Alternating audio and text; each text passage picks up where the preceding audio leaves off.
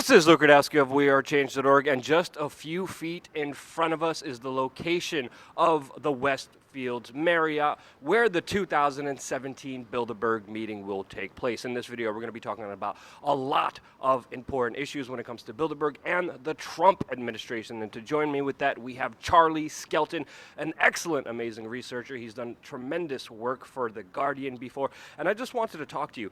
A lot of people are speculating if Trump is even going to show up this year. As we know, Obama and Hillary, many people believe that they came last year when the Bilderberg meeting was here in Chantilly, Virginia, when Barack Obama especially left the press on his plane, left him running where he was, when he was very close to Chantilly, Virginia. Many people are saying Trump may come this year. 4 close associates, 2 personal aides, H.R. McMaster, are on the official list. What do you make of all this with Bilderberg being held this year so close to Washington, D.C.? Well, hello, Luke. And yeah, who knows? Maybe he will come because Cameron came in 2013. He came for dinner on Saturday night. And so, yeah, it's entirely possible Trump will come. As you say, there's Team Trump is here in some numbers. Yeah, so the Commerce Secretary is coming, Wilbur Ross, and as you said, McMaster, and yeah, his new New Zealand Director of Strategic Initiatives or something. So yes, there's a big Trump presence, and top of the agenda is the Trump administration a progress report. So he's going to get his grades from Bilderberg. This is why I wanted to talk to Charlie, because the official list and agenda of the Bilderberg meeting has officially come out. And we have very fascinating and interesting names. It's also very interesting to note that InfoWars, that used to treat Bilderberg like the Super Bowl, is nowhere in sight. And we did see them have a very pro-Donald Trump kind of coverage in the last few years, but it's very interesting to see this kind of collusion with globalists. But with the people attending this year, it's not also very close associates to Donald Trump, it's also the CEO of CERN, the person responsible for the Hydra Collider. And we're kind of seeing a transition from Bilderberg with the old plutocratic guard, with the Rockefellers and Zbigniew Brzezinski is passing away, kind of being taken over by the new technocrats. What do you take it from the CEO of CERN being here and so many people from the tech aspect in society? Well, there's also a physicist, an academic that's come, I think Italian, and so that it looks like they're going to have one session, on some kind of far out physics and stuff, which might, maybe it's for entertainment, maybe it's, Bilderberg's staying in touch with the very latest in technology, which is what they seem to be good at, and yeah. So, and you mentioned InfoWars. I mean, I hope they do show up. I really do, because they've covered this event so assiduously for years, and it would be a shame if they didn't. And of course, there's a Trump associate, Peter Thiel, inside, on the steering committee. So, standing outside doesn't mean you're necessarily anti-Trump. Yeah, and close associates as well, like Henry Kissinger. And as we know from previous years, that's what I was going to say. Yes, so you mentioned Kissinger. We were talking earlier that Kissinger came to the White House and met with Trump about, I think it was May the 10th. And said, they discussed Russia and other things, and maybe one of the other things was, coming along to Bilderberg. It's possible.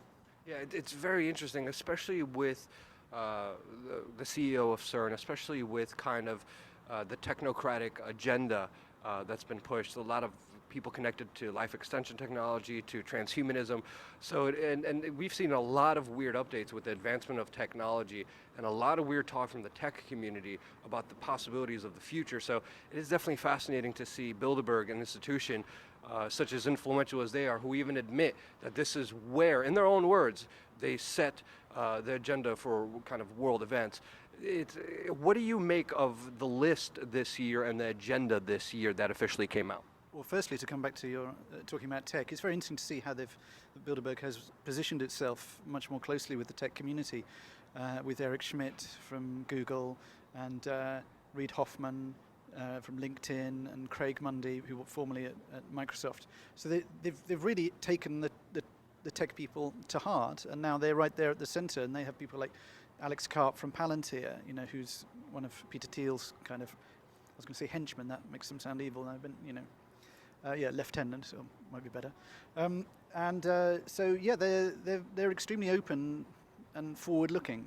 For something that's stayed so essentially the same. If you look at the formats of 1950s Bilderbergs to today, almost nothing has changed. I mean, now Rockefeller's dead, so he won't be there. But even you had even a continuity of people, and obviously you've got Henry Kissinger, still there, age 94, still doing one-handed press-ups, I'm sure, by the breakfast buffet. And so anyway, yes, it's very interesting to see how Bilderberg moves with the times. But this year, the thing there's a few things that jump out at me from the agenda, and one of them is what they call the war on information. And if you look at the list, there's a huge number of journalists and correspondents and media owners and newspaper owners and editors. I think more than usual. More than there'll be from the mainstream news outside Bilderberg, which is kind of crazy.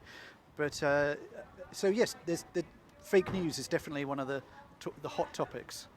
It's definitely something that's very concerning. They also had something about nationalism in there, and then globalism, how to stop the spread of globalism, supposedly, which is very duplicitous since it's a meeting full of globalists, and it makes no sense. The high priests of globalization, as Will Hutton called them, yeah. Can you just go off with some of the other members that are coming this year and some of the agenda items this year that really stick out to you? Certainly the head of NATO, Jens Stoltenberg, he's a big name. He's been before. The head of NATO seems now like a permanent fixture around the table. He's coming to discuss, what was it, bullets, bytes and bucks or something like that, which seems a very tabloid way of describing NATO, but clearly it's a response to Trump going to NATO headquarters and kind of berating the European heads of NATO and saying, come on, cough up more money, and doing his kind of Trumpian galumphing around there. And so I think Stoltenberg will feed back on that, and they'll just, so NATO's like number 2 on the list, or number 3, along with the kind of future of the transatlantic relationship, which in the Trump era is looking a little bit more fragile. And so you have the sort of suave European technocrats not really having much in common with this kind of doofus. And as we know, the steering committee member, David Yon, a part of the Bilderberg Group, bragged how the Bilderberg Group was very important for the formation of the euro and also kind of bringing Europe and the United States together. It's always been Bilderberg, kind of a meeting of the elites between Europe and the United States. This year it's more of a technocratic kind of sphere that's happening, but it's really interesting to see how they list their agendas, because it's almost as shrouded in mystery and kind of generalizations as much as the official Bilderberg meeting. What do you expect this year? Because sometimes you can look at the agenda, you could kind of look at the people. What do you think they're looking most forward to? What do you think are some of the objectives that they could probably be trying to go for or talk about at the meeting? I mean, their big question is with Europe. What do we do with Europe? What do we do with the transatlantic relationship? Because post-Brexit, Europe is looking, not quite as robust as it was. And you remember with the Brexit vote, there were people who were on the steering committee of Bilderberg who were out on on their soapboxes. They got out there saying Remain, Remain, Remain, and it didn't go their way. They've licked their wounds and they've come back. And if you look at the French election, you look at the French cabinet now, and you can see the hand of Bilderberg there. I mean, you only have to look at the background to Macron and how his organisation took root from the Institut Montaigne, the president of which is the president of Bilderberg, Henri de Castries. So basically, last year was the year where they kind of sorted out France, and around that, the French-German relationship, they seem to be trying to rebuild Europe without the UK. So it's really that. It's trying to work out where they're going and who with. And this is extremely important for the Bilderberg Group, especially since Angela Merkel's watershed moment and her comments that she just made a few days ago, where she says she can't rely on the United States. The France aspect is also fascinating. As we know, Macron was at Bilderberg before he became president of France. He was also a former Rothschild banker. It's all one small club. Charlie, I want to thank you for all your research. Your work will be up. I'm going to put your Twitter handle in the description below, DUke or something. Is there anything else you want to say? Anything else you're looking forward to the coverage of Bilderberg? Because it seems like security has taken the very nice approach with us, especially at the hotel. It doesn't seem like there's going to be a lot of people here. A lot of major independent media are not here. I don't expect much mainstream media coverage, but this is very important. What do you look forward to, and any last final words? I just look forward to the mainstream media covering it how they should, because you look at the agenda this year, it's incredibly newsworthy.